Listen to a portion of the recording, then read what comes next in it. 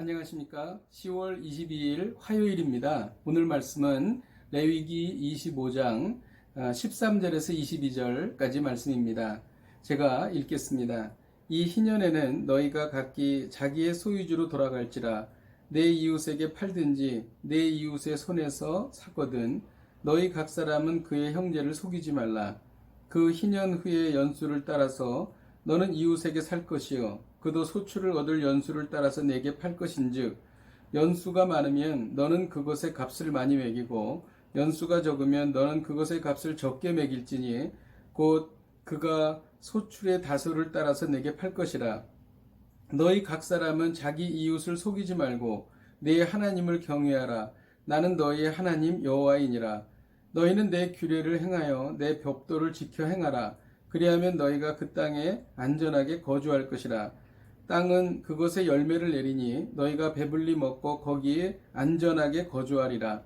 만일 너희가 말하기를 만일 우리가 일곱째 해에 심지도 못하고 소출을 거두지도 못하면 우리가 무엇을 먹으리요 하겠으나 내가 명령하여 여섯째 해에 내 복을 너희에게 주어 그 소출이 3년 동안 쓰기에 족하게 하리라.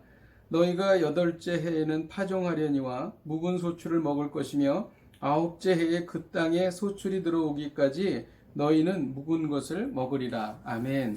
오늘 말씀은 희년에 대한 말씀과 안식년에 대한 말씀이 기록되어 있습니다.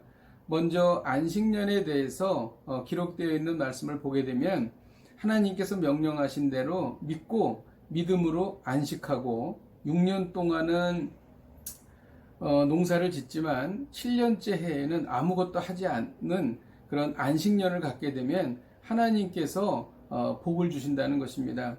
통상적으로 생각하면 심지 않으면 그 해 어떻게 먹고 살 건가 걱정을 하게 되는데 오늘 말씀에 보면은 3년 동안 쓰기에 족하게 하리라 이렇게 기록되어 있습니다. 그러니까 안식년이 되는 해에 농사를 안 지면 그 해 먹을 게 없고 그 해 농사를 안 지면 다음 해 먹을 게 없지 않습니까? 그러면 사실은 2년 동안에 먹을 것이 필요한데 하나님께서는 3년 동안 먹기에 충분한 음식을 주신다고 말씀하시지요.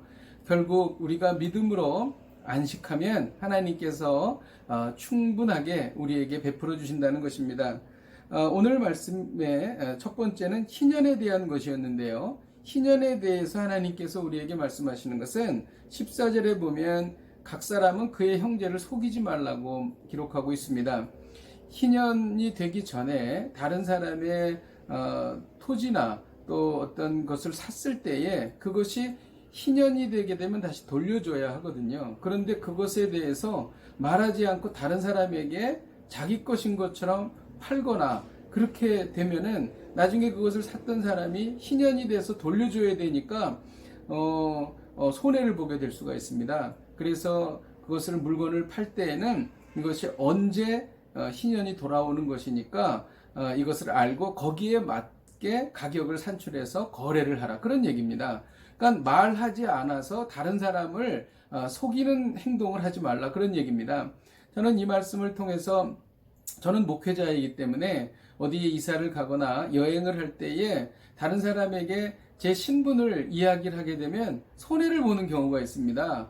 누군가가 손해를 봐야 될 때 제가 봐야 되더라고요. 그래서 제가 가급적 그런 이야기를 하지 않는 습관이 있었는데 제가 이제 서울에 이사를 하면서 주변에 있는 분들에게 인사를 하고 그럴 때에 몇 분에게 제가 말씀드렸어요. 저는 목사입니다.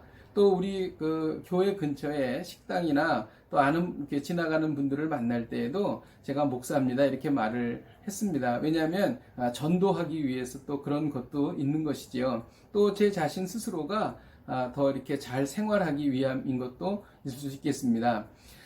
그래서 저는 어디를 갈 때에 제가 뭐 의도적으로 제 신분을 이렇게 말하지 않거나 그러지 말아야 되겠다 그런 생각을 해봅니다. 또 우리가 세상을 살 때에 우리가 크리스찬인 것을 드러내지 않는 것 이것도 역시 같은 경우에 해당한다고 하겠습니다.